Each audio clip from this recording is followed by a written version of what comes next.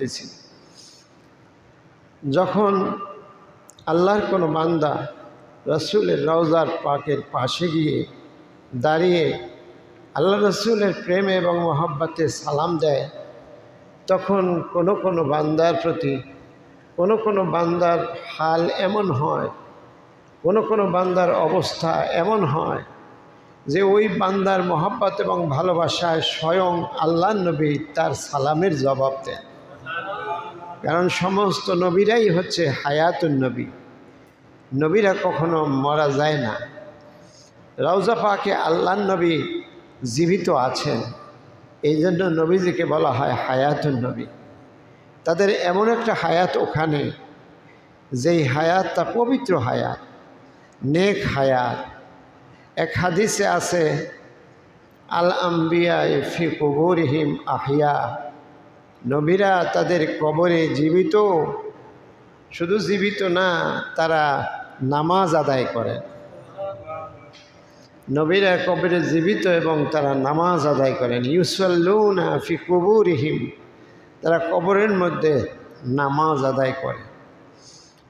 তো আল্লাহ রসুলের কোনো উম্মত নারী পুরুষ সেখানে গিয়ে এভাবে সালাম দিচ্ছেন, আর আমরা এখানে বসে মহাব্বতে যদি নবীজিকে সালাম দেই সেই অনুভূতি নিয়ে, তাহলে আমাদের অবস্থা হবে এই, আমরা রসুলের রওজার পাশে যেতে পারি নাই, কিন্তু অন্তরের কারণে, হৃদয়ের কারণে, ভালোবাসার কারণে আমাদের রসুলের প্রতি সালাম ইথারে ভাসিয়ে ফেরেশতারা, স্পেশাল ফেরেশতারা তার বাবা, তার ঠিকানা সহ রাসূলের রওজায় আমাদের এই সালাম আমাদের ঠিকানা, আমাদের নামে রাসূলের ঠিকানায় পৌঁছে দেয়।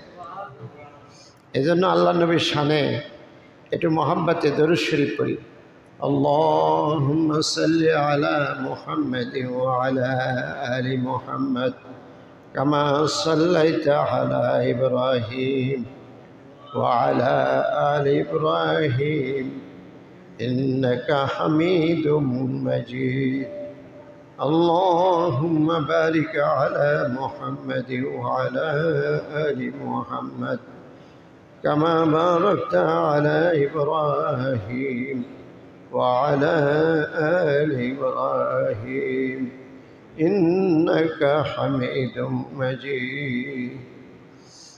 আল্লাহ রসুলের মহব্বতে কেউ যদি একবার দরুদ পড়ে, তাহলে আল্লাহ বলেন 10 বার আমি তার উপর রহমত পাঠাই।